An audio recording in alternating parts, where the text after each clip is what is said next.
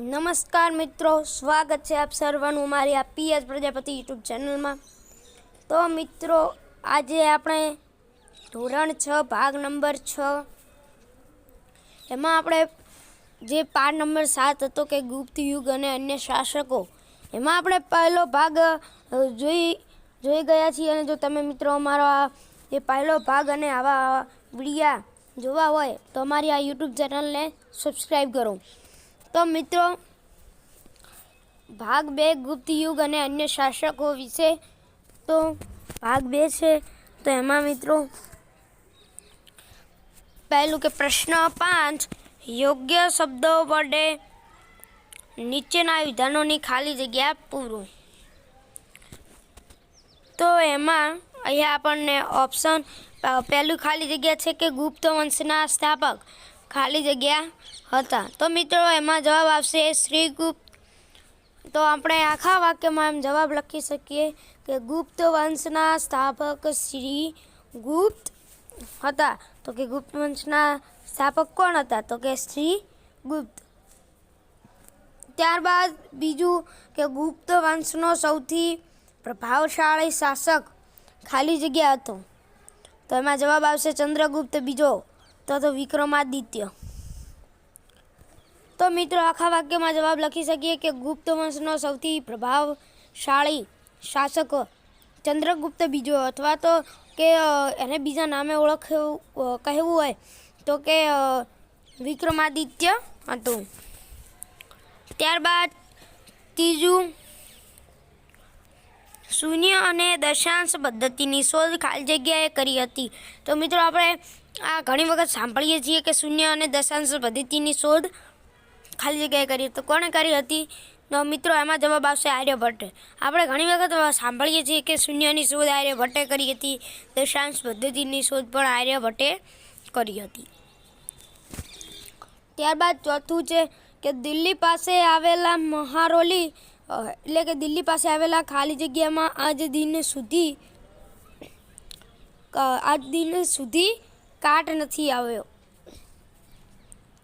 મિત્રો એમાં જવાબ આવશે કે મહરોલી લોહસ્તંભ। તો આપણે આખા વાક્યમાં જવાબ લખી શકીએ કે દિલ્હી પાસે આવેલા મહરોલી લોહસ્તંભમાં આજ દિન સુધી કાટ નથી લાગ્યો।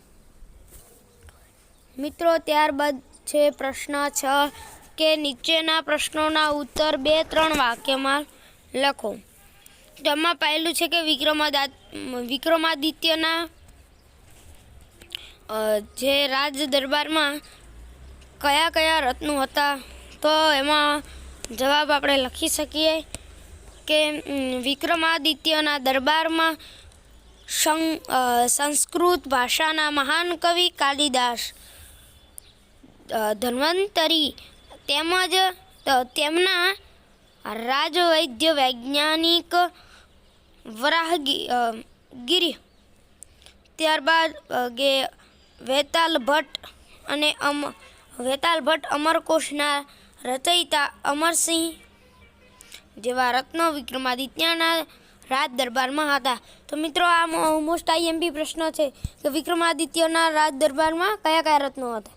એમાં આપણે સરળતાથી જવાબ લખી દેવાનું કે વિક્રમાદિત્યના જે રાજ દરબાર હતું એમાં સંસ્કૃત ભાષાના મહાન કવિ કોણ હતા? તો કે કાલિદાસ। તો કે સંસ્કૃત ભાષાના મહાન કવિ કાલિદાસ, ધન્વંતરી તેમના રાજવૈદ વૈજ્ઞાનિક વરાહગીર, વેતાલ ભટ્ટ અમરકોશના રચયિતા અમરસિંહ જેવા રત્નો વિક્રમાદિત્યના રાજ દરબારમાં હતા। ત્યારબાદ બીજું કે ગુપ્ત યુગમાં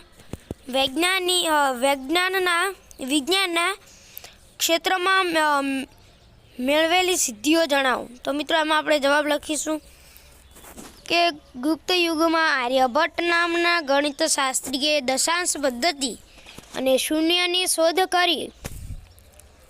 મહાન વૈજ્ઞાનિક વરાહમિહિરે બૃહદ સંહિતા નામનો ખગોળશાસ્ત્રનો ગ્રંથ લખ્યો। વાઘભટ્ટે વૈદિક શાસ્ત્રોમાં અષ્ટાંગ હૃદય સંહિતા નામનો ગ્રંથ લખ્યો. ત્યારબાદ ત્રીજું કે ગુપ્ત યુગમાં સાંસ્કૃતિક ક્ષેત્રે થયેલું પ્રદાન જણાવો. તો આપણે એમાં જવાબ લખી શકીએ કે આ યુગમાં સંસ્કૃત સાહિત્યના સમર્થ સાહિત્યકારો તેમજ વૈજ્ઞાનિકો અને ગણિતશાસ્ત્રીઓ થયા હતા. આ યુગમાં એટલે કયા યુગમાં?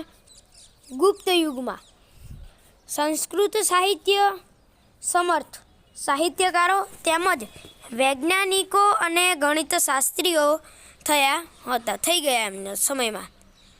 જે ગુપ્ત યુગ હતું એ સમયમાં બધા થઈ ગયા કે લલિત કલાના ક્ષેત્રે અભૂતપૂર્વ વિકાસ થયો તથા વૈજ્ઞાનિક શોધો, મંદિર સ્થાપત્યો જેવી ઘટનાઓ થઈ હતી. આમ ગુપ્ત યુગમાં જે સાંસ્કૃતિક ક્ષેત્રે ખૂબ જ વિકાસ થયો હતો. તો મિત્રો ત્યારબાદ છે ચોથું કે ગુપ્ત યુગની શાસન વ્યવસ્થાના પ્રાંતીય વહીવટ તંત્ર વિશે જણાવો. તો મિત્રો એમાં આપણે જવાબ લખી શકીએ કે ગુપ્ત યુગમાં શાસન વ્યવસ્થા 3 વિભાગમાં વહેંચાયેલું છે: પ્રાંતીય અને સ્થાનિક. કેન્દ્રીય પ્રાંતના વડા તરીકે રાજકુમાર હતા. કુમારમાત્ય અને આયુક્ત પ્રાંતમાં ખૂબ મુખ્ય ભૂમિકા ભજવતા. ત્યારબાદ મિત્રો 5મું કે ગુપ્ત યુગમાં કયા કયા પાકોનો વેપાર વિકસ્યો હતો. જે ગુપ્ત યુગમાં હતો એમાં કયા કયા એવા પાકો હતા કે જેમનો ખૂબ વિકાસ, જે વેપાર હતો એ ખૂબ વિકસ્યો હતો. મિત્રો એમાં જવાબ આવશે કે ઉત્તર ભારતમાં ઘઉં અને ચોખા. ઉત્તર ભારતમાં ઘઉં અને ચોખા. યાદ રાખવાનું કે ઉત્તર ભારત તો કે ઘઉં અને ચોખા. ગાંધારમાં શેરડી, કાશ્મીરમાં દ્રાક્ષ, કેસર અને સફરજન. ગુજરાત અને સિંધમાં કપાસ અને બંગાળમાં રેશમનું ઉત્પાદન થયું. તો કે ગુજરાત, ઉત્તર ભારતમાં ઘઉં અને ચોખા. કે ઉત્તર ભારતમાં શેનો વેપાર વિકસ્યો હતો? તો કે ઉત્તર ભારતમાં ઘઉં અને ચોખાનો જે વેપાર વિકસ્યો હતો. ત્યારબાદ ગાંધારમાં તો કે ગાંધારમાં શેરડીનો વેપાર વિકસ્યો હતો. ત્યારબાદ કાશ્મીરમાં તો કે કાશ્મીરમાં દ્રાક્ષનો વેપાર વિકસ્યો હતો.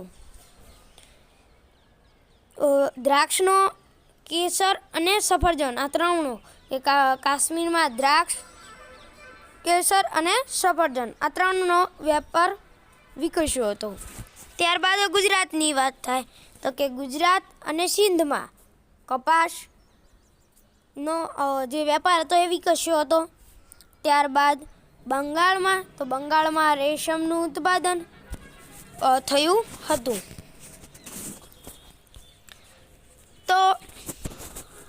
તો ત્યારબાદ પ્રશ્ન 7,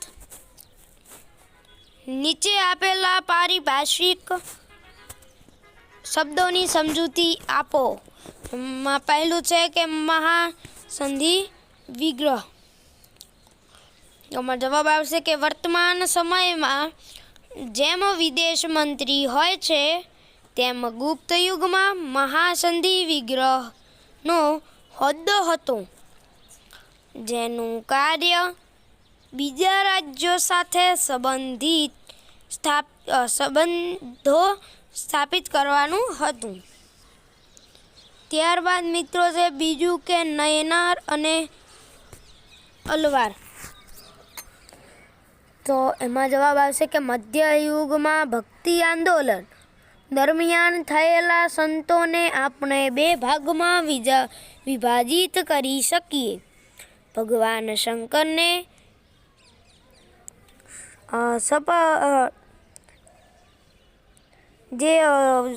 અને કહેવાય કે સમર્પિત સંતોને નાયનાર અને ભગવાન વિષ્ણુને સમર્પિત સંતોને આલવાર કહેતા હતા.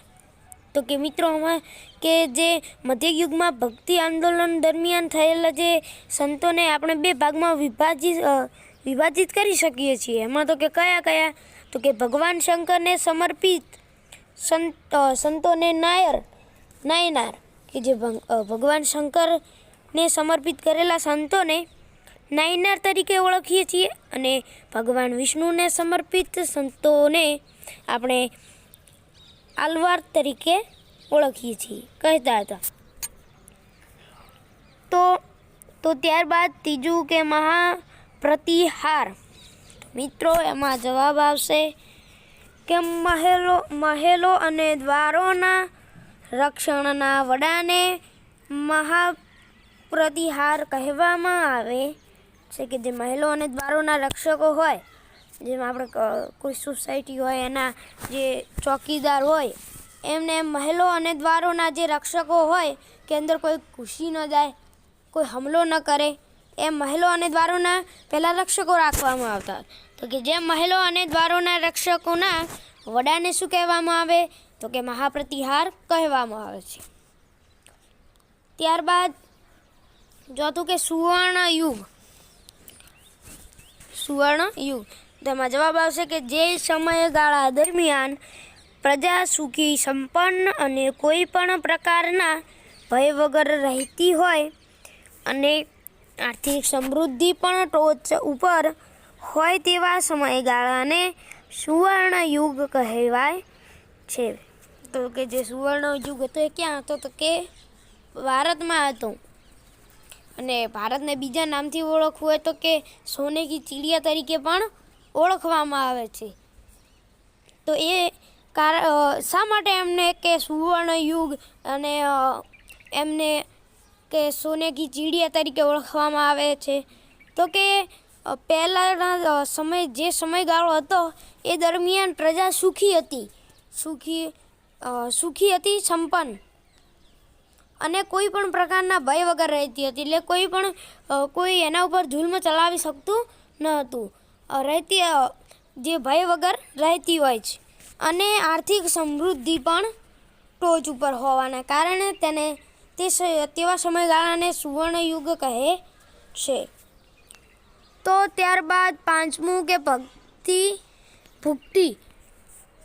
ભુક્તિ. તો એમાં જવાબ આવશે કે કુમાર, અમાત્ય અને આયુક્ત પ્રાંતમાં મુખ્ય ભૂમિકા ભજવતા પ્રાંતને ભુક્તિ કહેવામાં આવતું, જેના વડા પ્રાદેશિક હતા. ત્યારબાદ આઠમું કે ટૂંક નોંધ લખો. માં પહેલું છે કે સમ્રાટ હર્ષવર્ધન. તો એમાં જવાબ આવશે કે ગુપ્ત યુગ પછી પ્રાચીન ભારતમાં રાજ્યોમાં હર્ષવર્ધનનું રાજ્ય મહત્વનું ગણાય છે. હર્ષવર્ધન થાનેશ્વરના વર્ધન વંશના રાજવી હતા.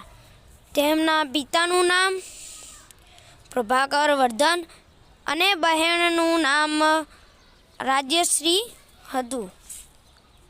તેમના જે ઈસવીસન 606માં હર્ષવર્ધનને રાજગાદી સંભાળી હતી. તેઓ પ્રાચીન ભારતના છેલ્લા મહાન સમ્રાટ હતા. હર્ષવર્ધનનો પરાજય પુલકેશી બીજા સામે યુદ્ધમાં લડતા થયો હતો. હર્ષવર્ધન શિવ ભક્ત હતા. પછી તેઓ બૌદ્ધ ધર્મના અનુયાયી બન્યા હતા. હર્ષવર્ધનના સમયમાં ચીન યાત્રી યુએન સ્વાંગ ભારત આવ્યો હતો અને તેના અધ્યક્ષપદે કનોજ હર્ષવર્ધનને ધર્મ પરિષદનું આયોજન કર્યું હતું. હર્ષવર્ધનના દરબારમાં મહાન કવિ બાણભટ્ટ હતા અને બાણભટ્ટે હર્ષચરિતમ નામનો ગ્રંથ લખ્યો હતો. હર્ષવર્ધન પોતે ઉચ્ચ કોટીના સાહિત્યકાર હતા. તો મિત્રો ત્યારબાદ બીજું કે ચંદ્રગુપ્ત બીજો વિક્રમાદિત્ય. તો એમાં જવાબ આવશે કે સમ્રાટ સમુદ્રગુપ્તના અવસાન પછી ચંદ્રગુપ્ત બીજો મગધની ગાદી પર આવ્યો હતો. તે ગુપ્ત વંશનો સૌથી પ્રતિભાશાળી શાસક હતો. સમ્રાટ ચંદ્રગુપ્ત બીજો એ શક વંશના રાજાને હરાવી શકારીનું બિરુદ ધારણ કર્યું હતું. તે વિક્રમાદિત્યના નામે પણ ઓળખાય છે. વિક્રમાદિત્યએ શક્તિશાળી રાજ્યો સાથે લગ્ન સંબંધો બાંધી પોતાનું સૈન્ય બળ વધાર્યું હતું. તેણે દરિયાઈ વેપાર ખૂબ વધાર્યો હતો અને તે અખૂટ સંપત્તિનો માલિક બન્યો હતો. તેના સમયમાં ચીની પ્રવાસી ફાહિયાન ભારતમાં આવ્યો હતો. તે વૈષ્ણવ ધર્મી હોવા છતાં તે અન્ય ધર્મ પ્રત્યે આદર ભાવ રાખતો હતો. તેને પાટલીપુત્રમાં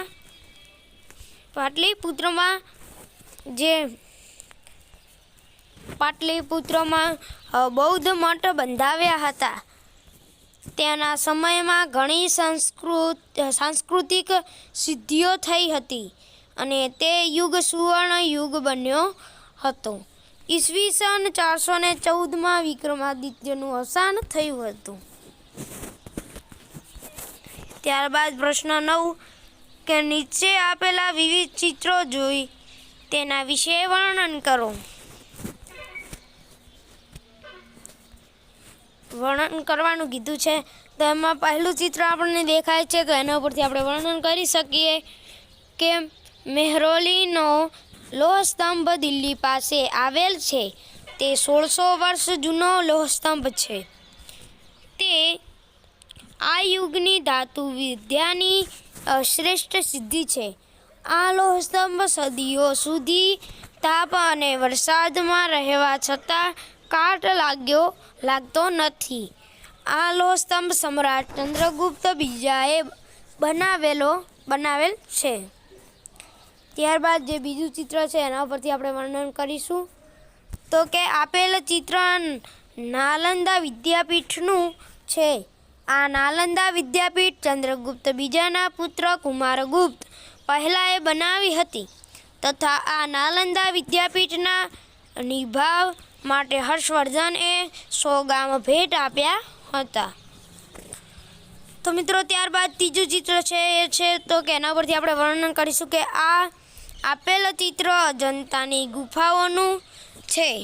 આ અજંતાની ગુફાઓ ચંદ્રગુપ્ત બીજાના પુત્ર કુમારગુપ્ત પહેલાએ બનાવેલ છે. ત્યારબાદ પ્રશ્ન 10 કે નીચે આપેલા વ્યક્તિઓને તો તેમની ઓળખ મુજબ વર્ગીકરણ કરો. આપણને નામ છે અને વિગત છે ને એક બાજુ ક્રમ આપેલા છે. એમાં ક્રમ પહેલો નામ વિદેશી પ્રવાસી, તો એમાં વિગતમાં આપણે લખીશું કે ફાહિયાન યુઆન સ્વાંગ. ત્યારબાદ બીજું નામ છે કે કવિ, તો એમાં વિગતમાં લખીશું કે કાલિદાસ એ કવિ હતા. બાણભટ્ટે પણ કવિ તરીકેનું.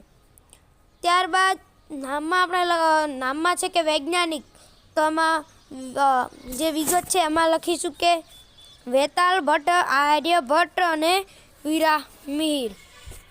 તો જે આ નામ છે એ વિગતોના છે. કોઈ વિદેશી પ્રવાસી તરીકેના છે, કોઈ કવિઓના છે અને કોઈ વૈજ્ઞાનિકોના પણ છે. ત્યારબાદ પ્રશ્ન 11 નીચેના શબ્દ ચોરસમાં 5 રાજાઓ અને 5 સાહિત્ય રાજાઓ અને 5 સાહિત્યકારોના નામ છુપાયેલા છે તે શોધીને લખવાનું છે. જે નીચે આવેલા શબ્દ ચોરસમાં જે 5 રાજાઓ અને 5 સાહિત્યકારોના નામ છુપાયેલા છે તો તે શોધીને લખવાના છે. તો જેમ આપણે રાજામાં લખી દઈશું કે પહેલા આવશે વિક્રમાદિત્ય, ત્યારબાદ ચંદ્રગુપ્ત પહેલો, બીજું કે સિકંદગુપ્ત, પછી હર્ષવર્ધન અને કુમારગુપ્ત. ત્યારબાદ કે બાણભટ્ટ, કાલિદાસ, રાણી વિજયા અને આર્યસુર.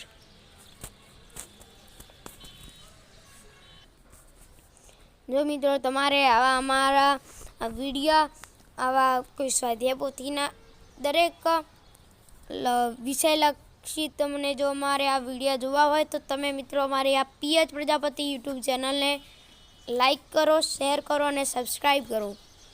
અને મિત્રો આવા ને આવા અનેક વિડીયો અમારી આ યુટ્યુબ ચેનલમાં તમને મળી રહેશે, માટે અમારી ચેનલને સબસ્ક્રાઈબ કરવા.